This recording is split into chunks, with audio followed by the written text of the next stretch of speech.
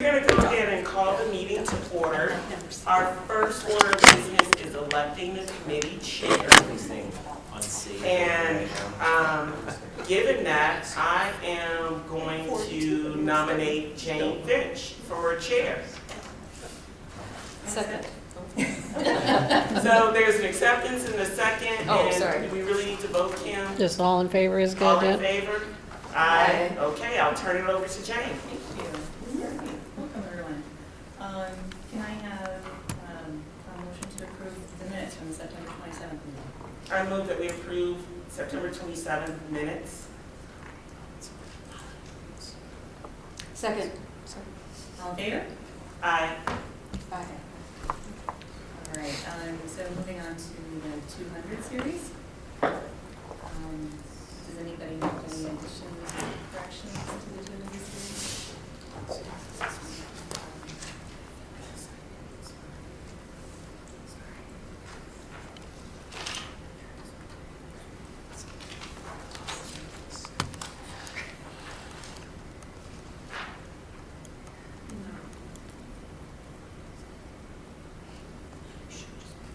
Did you make it through all of them?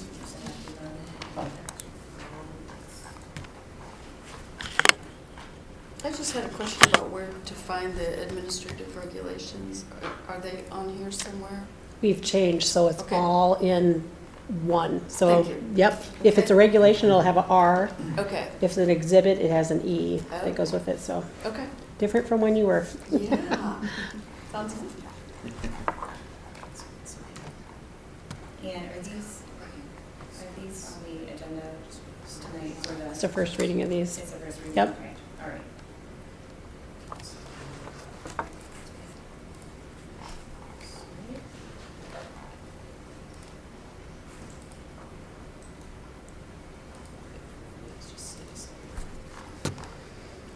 No one has any additions or corrections to the 200 series? Do we want to move on to the 100 series then? And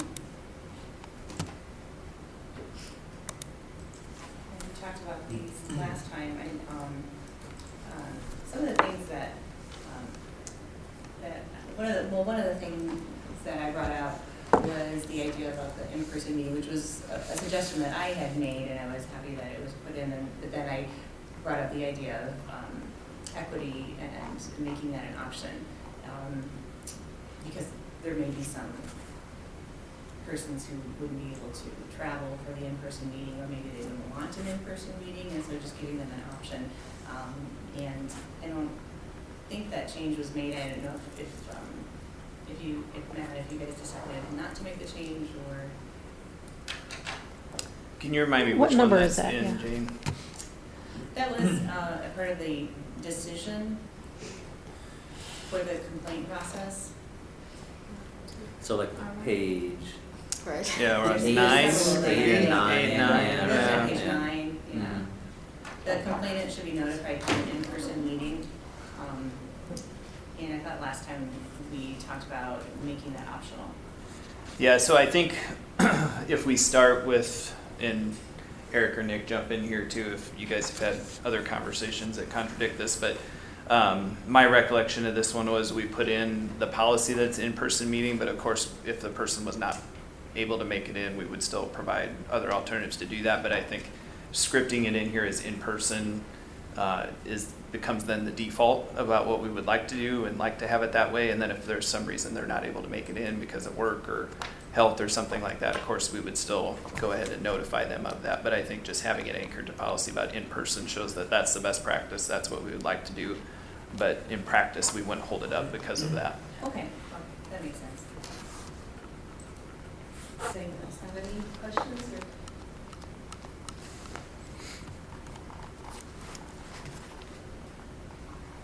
And you think we got the rest of the changes, right?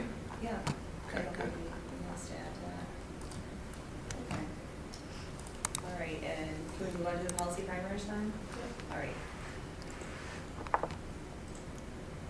These we did go through last time, right? Mhm. Yeah, so second reading of these two.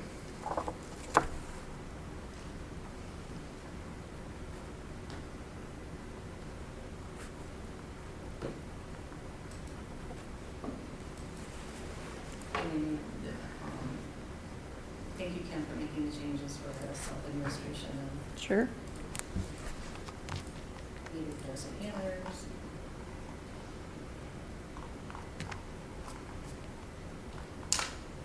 No changes? Okay, all right. So we can move on to the student fundraising policies then. See, Susan, now you have 55 minutes you can fill. This is great. It's like captive audience. I love it. You okay if I open this one up with a little context? Absolutely. Okay. So what I would really draw your attention to is the second from last highlighted paragraph, where you see the dollar amounts mentioned.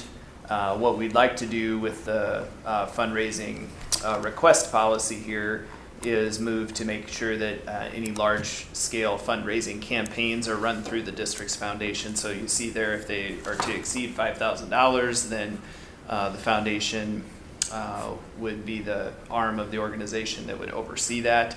I think that helps from a legality and liability standpoint, that we don't want other groups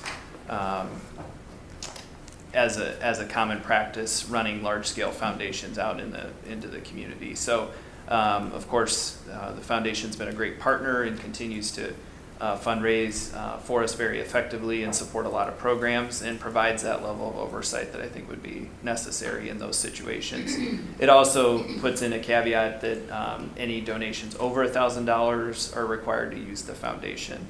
Sometimes we get into circumstances where gifts are directed around the outside of the foundation, and then they're just deposited directly with the district, which creates a few different problems. I mean, once it creates a snag on the operations end, that then we're trying to direct that person back to the foundation, or that gift back to the foundation, so they can get their appropriate tax credit for that. And it also has a financial impact on what the foundation's able to do.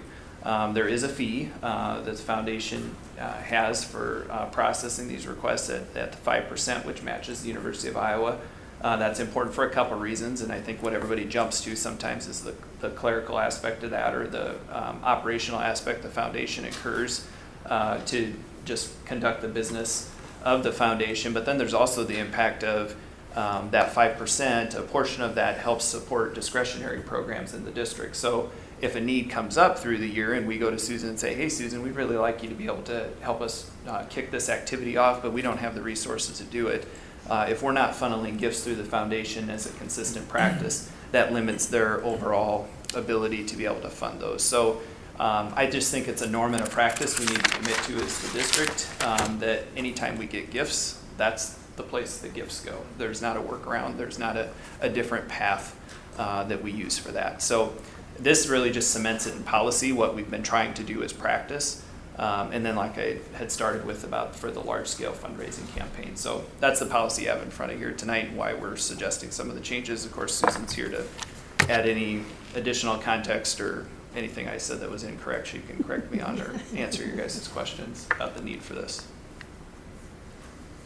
So that's why I have the additional 40. Yeah, there you go. I tried to fill 5. I took about 5, maybe 4. So, yeah. You know. No, I think you captured it all.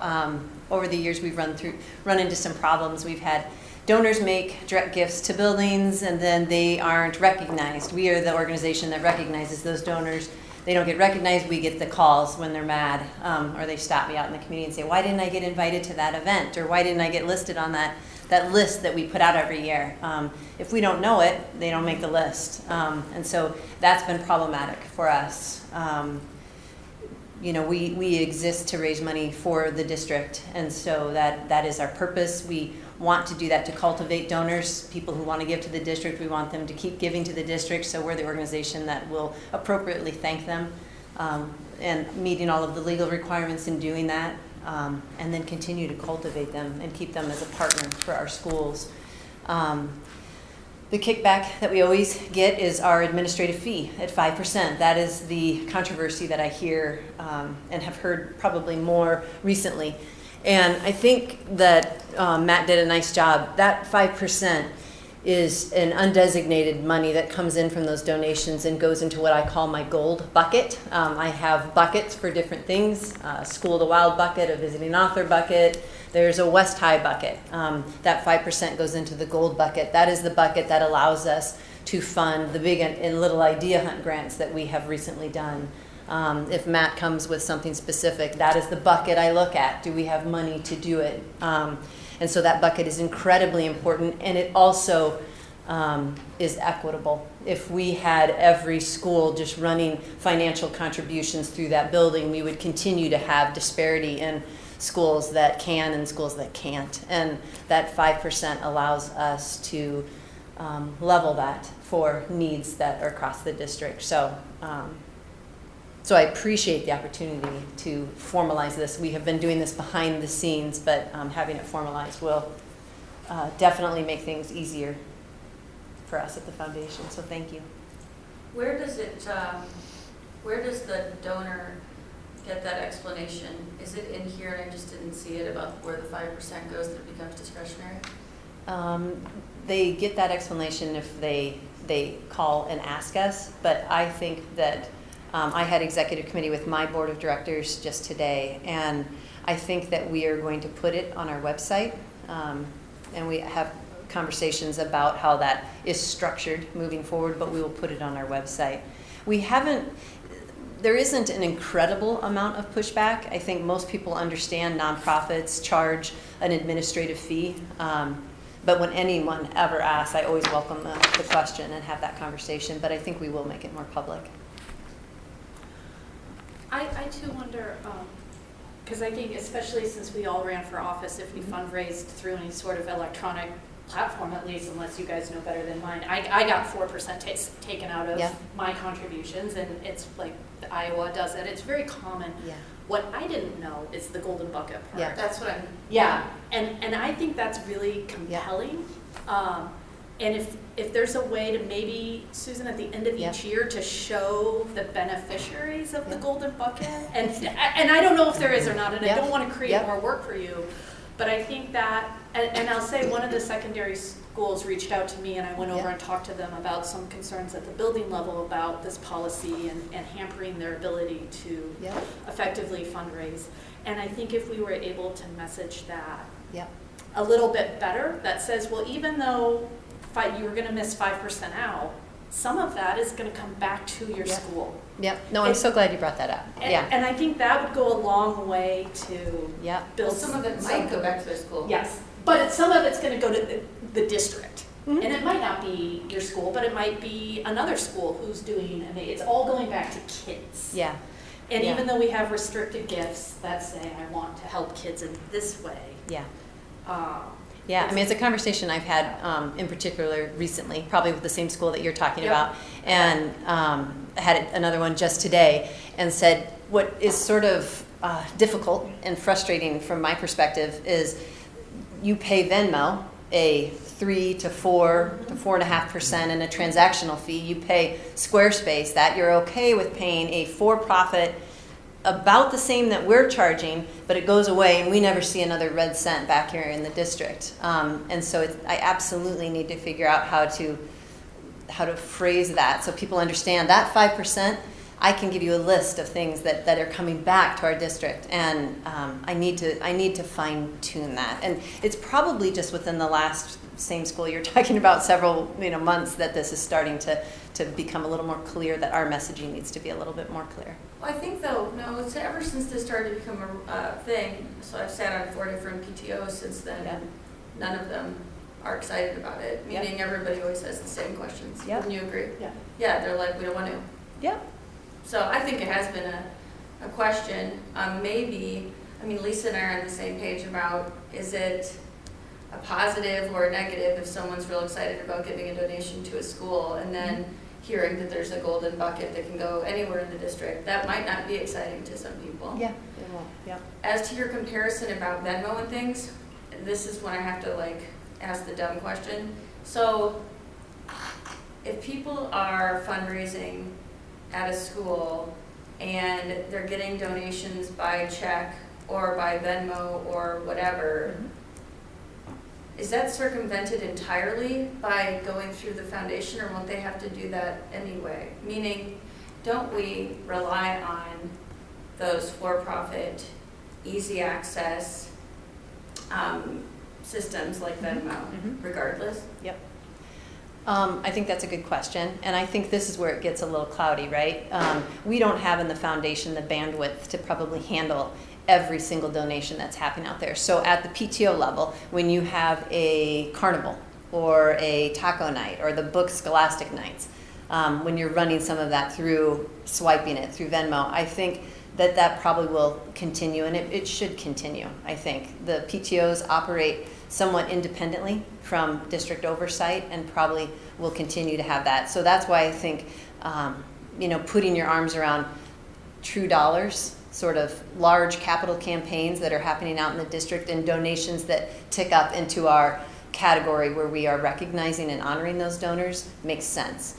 My exec board today had a whole lot of questions similar to what you're asking, and I phrased it with them like there's probably a ton of what ifs out there, and we can't capture all of them in this, but this at least gives us a stepping stone to start and then see how we progress with it. But I don't think it will eliminate, using Venmo during taco night at elementary schools. Well, Venmo. It's kind of converging two issues, right? I mean, later in the evening, you're going to hear from Kristen about our fundraising policy, right? And those are kind of the examples you're talking about, where a teacher decides they want to try to do some fundraising for their classroom, right? And people make these gifts to these third-party sites, and they're charging a fee there, and nobody bats an eye about whatever that for-profit company is taking from that, right? I think that's the example Susan's talking about, where those things are still going to exist. So then why, when we give a gift to the organization, where some of that money is still going to stay here and go back to kids, even if you're not happy about the fee, does it become an issue? That's the messaging aspect I think we have to work on. So I do understand it, and I'm still not quite where I'm trying to get. So say you're fundraising for a athletic space at City Hall. I mean, just to use that one as an example. Because I've done a lot of fundraising, right? Yeah. So I'm thinking about it. The best way to make money is to make it easy for people to donate. Absolutely. Okay. So what I still don't understand is if you go, these are silly questions, so don't just try to think that it is a dumb question, okay? So say I'm doing that, which I'm not on that committee. What is the proposal that a group like that goes to meet with you all? They continue to manage the entire fundraising endeavor, but all money goes is donated directly to the foundation. They would use our website. They would not use Venmo. They would not use Squarespace. That's my question. Yeah, Yep. I know what the Yep. foundation That's does what I have their own Yep. account. We do everything Yeah. through Safe I Save was through our like, website. yeah, now I got it. See, Yeah. it was a dumb question, but that's what I was asking. That's what you're asking. So you do circumvent. Yes, absolutely. The Yeah. For-profit. Yeah, because that's something that when my kid a long time ago was at Lucas, and we started the direct ask instead of selling Yeah. paper products. Yep. Mhm. We ran it ourselves as a PTO through PayPal, and PayPal took, Yep. I think back then it was 5% of every single donation. And then when the foundation found out we were doing this, they're like, hey, we can help you with this, because it's also a headache for the person who's managing that. Oh, yeah. I think this protects the people that are sort of the chairs of, that way there's no chance of having any issue with money being put in a different account or come up missing, because it's directly funneled through the foundation. Mhm. And it was just easier because then, I don't know if Susan was there at the time, but somebody from the foundation came out and talked to us about that, and that came up that I don't want to pay the 5%. And I was like, 5%, we're paying 7.5% to the university. What the heck? So, yeah. That's exactly what I'm talking about. Yeah. So I think if the people understand, I think the messaging is, it's gonna make it easier for you to fundraise. Yep. So you have to make it as easy as possible, because none of us in our PTOs or anything else, if you're raising money for a gym's, whatever, health space at City High, no one's enjoying raising money. Yeah. So we wanna make it as easy for them as possible, and if an added bonus is instead of paying a percentage to for-profit, you pay it to the district. I just think be careful about being excited about saying 5% goes, you know, back. I think that that's like, also has to be toned down a bit. It's good, but it's also like, well, we want all of it. I mean, that's gonna happen, like, again, fundraising Yeah. stinks. Yeah. So they're gonna be like, well, we want you to put it all back at City High. I mean, I am not privy to any of those conversations, in case Yeah. it sounds like I am, that's pretty Yeah. obvious what we're talking about. Yeah, yeah, it's just that I want them to understand that, you know, 4% or 4.8% is going out the door to Right. some community somewhere far, far away and Right. never coming back to our community. Yeah. And I just, it's a struggle with how is that okay where, you know, 5% comes into our district and stays in our district. Yeah, it might not go back directly to City Hall, although I could list a whole list of things that have gone back directly to City Hall. But it's not a promise, and that's fine. Yeah. I Yep. get it. It's not a I'm promise. glad it Yeah. all- Okay, so what's the downside? What is the complaint?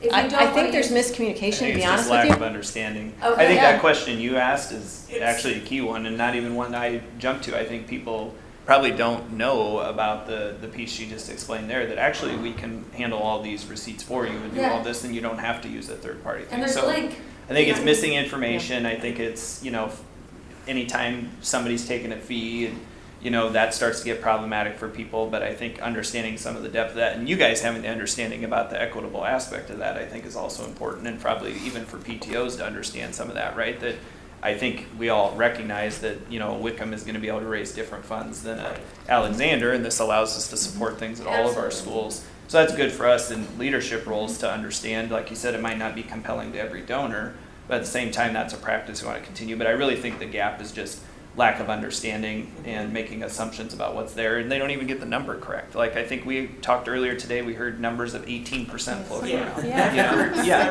Because Right. the problem is sometimes we have people being involved in some of these campaigns that also maybe work at other institutions in the community, and they know that that funding model is, that money goes to fund salaries, and they're like, wait a minute, that dude's like making $300,000, I don't want my percentage to go there. And so I've talked to donors of our district that say, I want all my money to go to this program. Yeah. Why am I finding out that they only got $950 instead of the full $1,000? It's like, dude, really, it's $50. But let me tell you where that went. Yeah, I know. Yeah, but that's, yeah, I'm just gonna have them call you from now on. only the certain ones that I know. Yeah. I do think that there are some concerns that aren't based on a misunderstanding, that we're just gonna have. I think it's logistically easier if a school gets a check, that they put it in their account, and then they can use it however they want, right? I mean, we are adding a process by including the foundation and accounting goal. Like, there will be some logistical, additional steps that a building has to take. And I think that we just have to work through. I'm not saying that's a reason not to adopt the policy, but I don't think that all of the concerns, at least that I've heard, are born from a total misunderstanding of where things are going. So I do expect that there'll be some bubbles to work through. Yep. Well, and some of that with this. logistical piece is, if the donor is going to be recognized though for tax credit, that has to go through Yes. foundation. So they're still needing to take that step. If they are just depositing the money and then that donor doesn't care about tax recognition or tax write-off, then that's the end of that would be the end of the road in that step. But if they're going through the process, then to do that, that'll be similar to still what we were proposing here. But I think you're right, there's probably just another element of that that's gonna happen. And I think, like Susan said, we're not gonna catch everything, but the larger gifts, I think this gives us a good place to begin. And you're not expecting to run every fundraiser. No, I we mean, would so not, no. many of them aren't going to be expected to Right. exceed 5,000. Absolutely, So yep. those would stay within each school, so. You bet. right. Yep, and we have lots that are under, I mean, Lucas Oh, yeah. Makes a Mighty Difference is a great example. I mean, they do it, I think, for ease of use, for accountability, so they don't have parents driving around with checks in their purse, like, oh, I forgot to deposit that, and, I mean, it's just, you know, that sort of fraud that could happen. So absolutely not, and we wouldn't have the bandwidth to handle everything that's happening out there. I think part of the resistance, I love the discussion, we don't normally have this much discussion at PhD, so this is nice. I can't hardly interject my voice, but I think part of the resistance is that for some groups, it may have seemed arbitrary. It's kind of like you're just popping this idea, oh, it's got to go through the foundation, because it was never written into policy. So I think just having it in policy is going to help that. Yeah, I hope so. Yeah, I agree with you. Yeah. I did have a question about the policy. It says any donations over $1,000. So is that just hypothetical? You have a donor that wants to make a $2,000 donation, but to 2 different buildings. Yep. Would that still have to go through the A foundation? $2,000 donation to 2 But different buildings. It's 1,000 for building A Yep. and 1,000 for building B. Yes. So it's 1,000 under 1,000. I mean, or is it? Are we talking about $99 or $1,001? I see what you're saying. Do we want to say $1,000 You say or any- more, or, because we just say Oh, okay. over We say over $1,000? 1,000. So Oh, how do we? I Okay, mean, we what are can we change change that. Yeah, we can Okay. change that. Yeah, I understand what you're saying, yes. And the reason I chose 1,000 is that's where, $1,000 is what we call our that's where we start. Our annual $1,000 givers are superintendent circle members, those are the ones we publish and then Okay. up, right? So it should be 1,000 or higher. Yes. Not okay. Right. Yes, And so, even in that scenario, it would still have to run through it unless, but if what, like they say, okay, fine, I'm giving $999. But to build an A and to build an B. Like, do we want it to be a cumulative That's, yeah. yearly, like, But you for can't the keep year, track of that. or if you It'd be write hard. $1,000 check and $1,000 check and $1,000 check, can you fly under It's the? so hard to keep track. yeah, because I remember when we talked about this, somebody said, what if they make a check of $250 4 times a year? So they cumulatively hit 1,000, so they Yeah. would hit our thing. Yeah, I just. I don't know. I know, it's, you Yeah. can't, like you said, you can't plan for every Yeah. situation, but, we have donors out there that do like that. We do. Well, and especially if we're putting in a sentence that I'm very reluctant to include until I hear more about it, subject to disciplinary action. That, I understand why it's in there. This is not a new conversation for the last 5 years. But we've moved the ball quite a bit on what you're allowed to do and who slipped through the radar and who didn't, and so I want to be careful. I would say, back to what Lisa said though, when I walk out of this kind of meeting, I know if you're on the city high side of town, you're gonna hear about this. She's heard about it, I've heard about it, you've heard about it. And I don't live on the city. Right, no, but you're, you know, what I mean, you have a connection. You have a connection. You have a connection, but my point is this. Yeah. I heard there aren't any other downsides except miscommunication. Then Lisa said, but wait a minute, let's acknowledge that there are some procedural parts of it that you have to, you know, say, okay, there might be a couple of extra steps. I need to know, like, we need to be really clear about whether there are any parts of this that might seem inconvenient at first, Mhm. or whatever. Mhm. We can't just say, this is a no-brainer. Yeah. You should go through the foundation, right? So if there are things that are, even if they're tiny obstacles, it needs to be really obvious to everyone that those are the obstacles. Mhm. Because like I said, people work a lot on fundraising. Mhm. They're all in. And so putting extra obstacles in front of them needs to be something we respect as an obstacle. Mhm. Here's my problem with a cumulative Mhm. policy, Mm-hmm. is say donor gives to building 1, $1,000. Building gets the check, cool, I don't need to run this through the foundation, I'm good with the policy, deposits it. Well, unbeknownst to building 1, donor also gives building 2 $1,000. Are we gonna keep a spreadsheet so that building 2? Well, we're saying 1,000 or higher. Yeah. What, So $500. Yeah.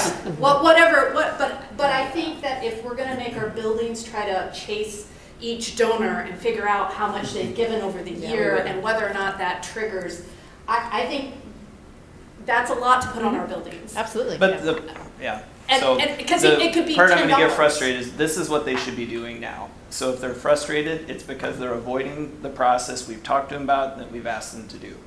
And so it's only a logistical challenge if you're not doing what we've currently asked you to do. But some people, I understand what you're saying, and I can tell you're getting frustrated, but a lot of people on a committee didn't hear this. It's just not how it works. If you've done a massive fundraising committee, you don't have a meeting with Susan. You might have a few members have a meeting with Susan, and then those members have to communicate with the 75-year-old dude that has no idea what we're talking about. I mean, it does get tricky, and that 75-year-old dude might be one of your biggest donors. See what I'm saying? So that, it is hard. I understand that there might be a few people that you can be mad at right now because maybe they knew better. I get it. I mean, I'll accept that as fact. But it doesn't make it easy for those 5 people to then make sure everybody understands we gotta go through the foundation, even though they should. Just want it to be a really easy process where they know meaning an informed process, where they know the little obstacles, and they understand what we're doing. It's not punitive at all. It's all happy. Well, the great majority of fundraising campaigns in a school don't exceed 5,000 Right. either. And so But I don't if the think donor this has is- already given $2,000 elsewhere, Yeah, I just think that, we can't keep track of that, what Yeah, somebody but else has I done. think what But- Matt is saying, that if a donor goes to a building and say, here, Principal A, Yeah. here's this check for $750, are you saying that the building, they No. know that they're supposed to turn around and call Susan and say, we just got a donation for $750? Our general practice, yes, that we've been trying to work on is that when you receive gifts, the gifts Right. need to go through the foundation. What we've had is some people sharing out, well, you can just deposit that and avoid the foundation fee. That's what we're trying to get away from, is that there's not the loophole to do that. That's been communicated out more widely and more problematic at some buildings. It's not that they don't know that the practice should be those gifts should go to the foundation.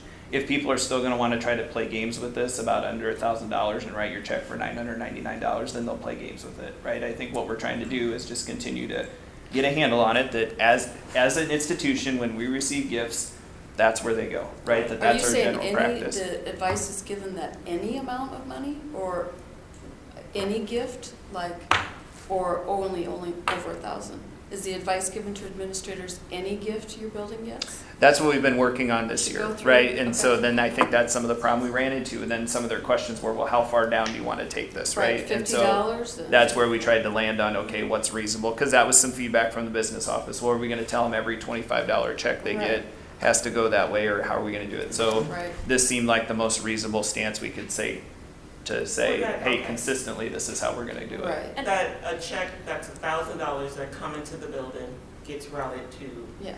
Has to. Yeah, the foundation. and then the money goes back to City High minus the 5%, or goes back to Wood minus the 5%, right? And this Yeah. policy obviously wouldn't be retroactive for No. any hypothetical Yeah. facility folks are raising for. Right, because I don't think we'll hear it from the east side. I think what you'll hear it from is the next group that wants to do the Yeah. large campaign, and now they need to go through the Through the foundation. foundation instead Here's- of. here's my pushback though on your pushback. And here's a real world example, me. I'm fundraising for Wizard of Oz at Penn Elementary. Yeah, And we're having donors donate $750. They write a check to Penn PTO that they mail me the check, and then I give it to the PTO. So am I supposed to check with Susan if that donor has donated elsewhere in the No. district? No. That's my Is concern. the campaign is- going to 'cause exceed $5,000? Are you trying don't- to I get mean, more than 5,000? We don't expect it to, but if it does, I'm not gonna say no. I mean, Yeah. do you know what I mean? And that's a whole Yeah, different yeah. issue. But that's my concern when I talk about the cumulative effect, that there may be bad actors at buildings trying to hide money and avoid the foundation, but I also think that there Bad are actors like, who are trying to donate money. yes, I Not think bad that actors. I think that there are parent volunteers that are just trying to raise money and can't be drowned in bureaucracy and Yeah. worrying about how much money has this person given? Are they tipping that's over? not what we're talking about. That's That would go not- through the yeah, no. fundraising committee. The PTO would submit a fundraising Yeah. request form, Okay. it'd be approved by the fundraising committee. Yeah. That group would be unleashed to do that. Now, if they said they submitted their fundraising request and it was gonna be a $10,000 amount of money they were gonna manage, then yeah, we would ask Susan and the foundation to help them run that size of a campaign. If it's expected to be less than $5,000, then they could just facilitate that on their own. But we're not gonna be saying, oh, well, you donated 100 here and then 500 over here last fall, now you're over 1,000. Right. That one, Okay, 'cause yeah, we're that- not that's mandating that, no. That was my Yeah. concern in raising that Is your issue. primary concern the recognition for the superintendent circle? No, I mean, Recognitions or, partly because we've been hit with that a couple times with Yeah. donors, so recognition, but cultivation of those donors, just making sure, I mean, we're sort of the consistent force, the parents come into the building, they're passionate why their kid's there, then they leave that building. We're the consistent force that will cultivate those donors and keep them going. The equity piece is huge, I think, to try and level the playing field out there. Well, I just meant with Gold say a bucket. $500 donation and then a $250 and then, but the idea of the cumulative Yeah. individual donations. I wonder if maybe just putting something on the website or maybe just educating the community that if you want to be recognized for donating more than $1,000 in a year, then you really should direct your donations through the foundation and not directly to the school. Yeah, For I those think, people that might give for $250 checks throughout the year. Right, because that Yeah. would be tracked and then they would be recognized if they did that aspect, yeah.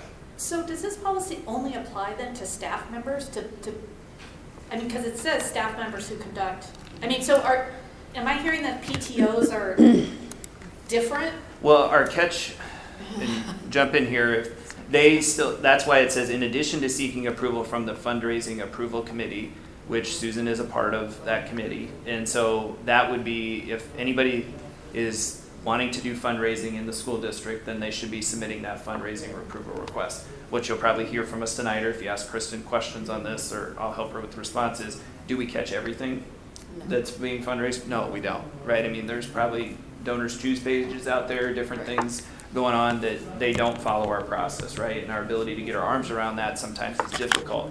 But if a PTO was wanting to do it, we'd feel probably pretty confident a PTO knows the process, would follow this, and we would be able to approve it through that. Susan would be a part of that. We'd see what their total number is going to come back at. So I think we'd be able to handle it through there. I really think, I thought where you're going with your question, Jane, that the thing we're honestly worried about with this and the reason for the policy is just, it seems like word continues to spread that you can avoid this 5% fee by doing all these different things. And we don't want to continue to perpetuate that, because I think that's just bad for our donors and our school district overall, that they're able to find these little workarounds in our system about where they can avoid that. Ultimately, I think that hurts our ability to do this job effectively. It hurts Susan's board and her and their ability to do it effectively. It hurts when we don't know about campaigns that are going on, because they're going to the same donors that Susan and her team are going to and asking for money. And it puts those businesses in a tough spot too. I have a question. So my campaign where we raised money for whatever people might need when we came back to school after COVID, that was controversial to some people. If we would have, and we didn't go through the foundation, not on purpose. It's because Venmo was easy and we set it up on Facebook. My question would be, will there be, does the foundation weigh in on the purpose of the fundraising? Does it become another logistical matter? If I were to, and that's a good example because it turned out to be controversial, that we wanted to make sure we had extra mitigation measures for COVID. I would have been concerned knowing that coming to the foundation, you guys being like, well, no, we gotta have a meeting with the superintendent. We gotta have a meeting about whether or not this is a proper fundraiser. Instead, I'd be like, how about 2 weeks ago I could have made $5,000 in about 2 days. but didn't you have to kind of get approval, like to make sure you guys could post your signs and do that before? Yeah, but that's not the same thing. That's like, well, I did ask you or someone about signs, but actually that became a building by building thing. You asked the principals, they were okay with it. Yeah. So I'm just wondering. Well, so here's an example, maybe to talk through one we just had. So we get these fundraising requests all the time, right? And there's the committee, it goes through on our email. And one that we've had come through here in the last day or two was a teacher wanting to fundraise for 2 Chromebooks for something at our secondary schools. Well, no, we're not going to fundraise for Chromebooks. We have a large amount of Chromebooks in the school district. We can figure out a way to provide the sufficient Chromebooks in that space. The buildings have loaners. If they don't have enough loaners, then we'll purchase the Chromebooks. We've said we're a 1-to-1 school district. We have extra Chromebooks in need. You know, we have a couple spots there that we continue to work through, maybe where buildings don't feel like we have enough loaners, but we don't want our staff going out to fundraise for Chromebooks when we've made this kind of guarantee. So that would be something we would catch in that approval process. We'd say, actually, we can take care of that, or we have a different mechanism to take care of that. We don't really want our staff going out to fundraise for that. So there is an element where, yes, it's not the foundation that's necessarily going to lean in all those instances, but even from an administrative team standpoint, we want to be approving what people are going out and asking our community to raise funds for. So the answer is yes. Yeah, I mean, Yeah. well, yeah, I mean, it would be, if any parent group just decided they wanted to raise money for whatever, and our school district doesn't want it in our buildings, or, Right, for I mean, Christmas trees. yeah, I mean, there's Yeah. so I think it makes absolute sense for there to be a process that they have to go through, and they have to have administrator approval, either building level or district level. Otherwise, you'll have people out fundraising for just all sorts of stuff that the district might say, woo, we do not Right, want things that. that are in our not buildings. related related to the Yeah. curriculum. That might happen, but there are also reasons that it might not be such an obvious thing. But I think it I just allows think us to have, You yeah, can't dismiss that concern. Yeah. It's again, these are, like, here we are, a group of people, and all of us have this many questions about what's supposed to be obvious. It's not obvious, and we need to make sure we understand it really well, and we're pointing out whatever obstacles people might find, Yeah. so that we can help skip them, or help, you know, Yep. make it very obvious that this is a necessary obstacle, and it's actually for your benefit. Yeah. Like you just said, that was a staff person, and you want to say, whoa, whoa, don't worry, we already have those for you. Isn't that great? Here they are. Wonderful, but it's not, that's a great result of a Yeah. tinier problem. It's not always gonna be that easy. Yep, no. Like, what if you guys didn't like the, this project at City High? What if there were It went parts through the about it? fundraising committee. I mean, and so that would have been an element. We would have probably, I mean, I think if we're gonna talk about that example, for a period of time, we had said no to moving forward with that, right? Until we were sure about what our facility master plan could do, right? And we didn't want to be going out to ask the community to support bonds and to support additional levies. If there was things we were gonna be able to do, well, once we knew the capacity of our second facility master plan, we of course had to tell the City High team, okay, you're okay to move forward with what you don't think you have in this plan. That's a but- perfect example. But of the it's problem was, positive. right, I mean, we didn't have any then opportunity to say this has to be run through the foundation. I mean, we think for best practice, again, liability wise, that should have been the case. But in that instance, we basically approved the fundraiser and said, go ahead with the fundraiser. But we didn't have this piece of the policy we're talking about tonight, that the campaign part should be then with the foundation. Another positive example, though, of why you set up this system is they found out what we looked into, whether or not there was funding for the project. And maybe it could have gone a different way. They were like, actually, we can earmark, you know, 20 grand for that or something. Mhm. And then that committee, or 100 grand, and then the committee would have been like, oh, that's awesome. I'm so glad we asked. I'm so glad we went through the process. Right? It's good. Mhm. Yeah, I think opening up conversations like this to be had with our community members and with the district and what's out there is a real positive thing, actually. I think it will help everyone have better eyes, and it will also help us play nicer with our business community, which they, Get in and do yeah, they would like us to do that. So, And I want to be clear, I think that the big idea of the policy is the right thing to do. I'm not being critical, but I also know when we write policy, there's like all of these unintended Practical consequences. applications. And Yep. that's what I think our job is, to really flush those Yep. out and make sure that we don't have a policy that in 6 months we're like, oh, dope, this is not going to work very well because we didn't think of this Yep. scenario. This is a silly question, but Susan, if somebody wrote a check to City High Yep. and then the building needs, can they give you that check? They can. They just don't have to campus go mail. back to the donor and say, Oh, can heck you no. please, No, okay. yeah. Because I want to make sure Just it's campus as mail easy it. as Yeah. possible. Yeah, to- I probably had the same conversation, I imagine, that you had with the person you're talking about. Yeah, you just throw it in a campus mail. Right now, they're currently depositing in an account, and then it sits over here, but they have to deposit at the bank. They would just stick it in a campus mail envelope and send it to us. Would it have to be disclosed to that person that the $10,000 is going to be subject to a 5% blah, blah, blah? You can't just take that check and send it over to the foundation. You have to be like, hey, just so you Yep. know, we're taking this check. Yep, we'll send it to the foundation, or would you like to drop it off at the foundation, and if there's any questions, they should call me. Well, we'd have to we can't say if there's any question, we'd have to say, just so you know, 5% goes to the foundation. We'd have to say that. Otherwise, they'd give you 10,000 and assume you're getting all 10,000, right? The district has received $10,000. Yeah. We're processing it after Technically, that. I mean, No, but if a building gets it, and again, I'm not being sarcastic at all Yeah. here. I'm trying to understand, the check's written to City Hall for $10,000. Yep. City High is only going to get 9,500. If it goes through the foundation. Yep. But if it doesn't go through the foundation, it's a check, so it would go to City High. So you have to disclose that to the donor, that, thank you, but just so you know, we need to run this through the foundation, and Mhm. it will be earmarked as you intended, but for 5%, which goes to the golden bucket that will serve the district. I just don't know if we want to expect staff to have that conversation. That's I what I think was just that's gonna a say. conversation that they would just say that they would send it to the foundation, and then if that donor should have any questions, then I would think that the secretary should say, you know, you should give the foundation a call. I don't know that we can expect Yeah, I staff. don't think we would ask staff to do that. We would probably ask staff to tell them that it's going to the foundation, and then we would I think that's probably a good point, because we should figure out then how that gets communicated back to the donor.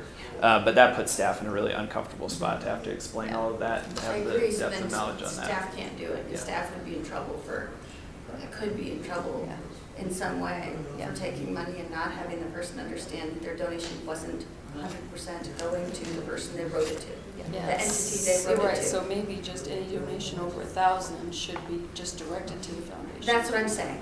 So a check written to City High, thank you very much. Either please deliver it yourself so that you can ask questions about it at the foundation, or please rewrite your check to the foundation if you have questions about it as the foundation. Yeah. But you can't accept a check and deliver it for them, which was Lisa's question, because unless you're willing to provide that description, it's not really accurate. It's not. So and I you're think saying- I think that's not the greatest legal situation to be in. I think if the donor thinks that they're giving $10,000 for bags of chips at lunch, whatever if it's a designated gift. Yep. And they think it's gonna be $10,000 for bags of chips, I think the concern is when they find out it's only $9,500, Yep. they feel misled. And we have some obligation to say, nope, we're gonna buy $9,500 of chips, and the other 500 is gonna go to, Yep. other projects in the district. We have to disclose that. So so would you like it then, if any donor walked in with a check of $1,000 or higher to any of our buildings, that the person who is accepting that check would say, I can't accept checks at the building level more than $1,000? That has to go to the foundation. I can either send it over to the foundation, or you can drop it off, or how, is that, so that's you would They drop would it need back? to explain. Well, yeah, I think you guys are getting into a part of what we need to do with the staff, right? I mean, like, what we're asking for support is on the policy. Like, we need to make sure that we follow those parameters when we implement it, right, as administrators, right? So that's the guidance piece I think we would have to work out with staff. Like, so if the policy is sufficient, then of course, I think, because we have a very recent example of this very thing, right, where we don't want the building staff then to have that tough conversation with the donor. So if the policy goes through, then Susan and I's next step is to get information to our building secretaries or building principals about when you receive these are the appropriate steps you need to take, or the steps you shouldn't take, like you were just walking through an example there. Yeah, I'm not prepared to give language about it. Yeah. I'm just saying, Yep. we have to be Right, careful. we have to do that, and Yeah. I just think that's part of our There could problem, right? There could even be a Yeah. fact sheet that Yep. the buildings have access to Yeah. that talk about the great things that happen with the 5%, and also, do you know what I mean? Thank you for your check, we're so happy to take it. Exactly. Here's a piece of paper, you know, and something like that. And then you're off But the I hook. also think that you're right, Matt, it's your job to implement, it's our job to. But we have to consider implementation when we approve I policy. agree. So that's what we're doing. That's fine, I'm just saying, I think that is the stuff we would need to think through, right, once the Yeah. policy goes through. Are a lot of people chucking $1,000 or more No. in buildings? Well, I was gonna say, I was thinking earlier. We're talking about a really small number of instances. Yeah, so, yeah, guys. so Yeah, I don't, right. yeah, right, Yeah. I agree with Edward that. Yeah. So- was the one. But yeah, it's good to, I Yeah. mean, it's good to flesh it out. but- I think it happens more. It does, it does though, happen. Yeah, that, I'm asking, Yes, Jim, like, it does. I've I never hardly ever fundraised, saw I've it never, I happen. don't know, I'm just asking, so. Usually if they're contributing something of that size, typically they're already going that direction, but we would need that explanation to staff. That's part of our next step for sure. I think now with Venmo, you can raise a lot of money really fast. I don't want to do it the way we're doing it. I'm just saying, I think that's why it is easier to reach those. Yeah. It's easier to donate, it's easier to, so that's why this is so important right now. Yeah. I have, okay, one last scenario that I'm trying to understand. So PTOs, elementary PTOs, at the beginning of the year, right? You get the flyer that's like, donate per kid. And here's what your donation covers, and there's a whole range of, and sometimes they ask for as much as $250 per kid. And if you're at a big school, you're gonna be way over 5,000. Would the PTO then do a fundraising approval form? Is that a campaign? Or is that just like what everybody does at the beginning of the year, so it doesn't fall within this policy? Or we don't know yet? Yeah, I mean, Matt and I have talked about this. I think this is one of those what ifs that we have to like kind of, I don't know yet. Okay. I don't know yet. PTOs are a different animal. They're treated a little bit differently at the district level too, so it's just, how do we figure out how to navigate that? In the best case scenario, they're submitting a fundraising approval form. We know we're not getting all of those.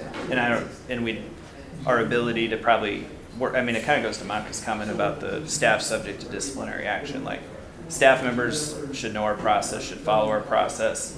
That's a different element than a PTO that doesn't decide to submit a fundraising request form, right? Yeah. So it's gonna be harder for us to get our arms around that, to deal with that.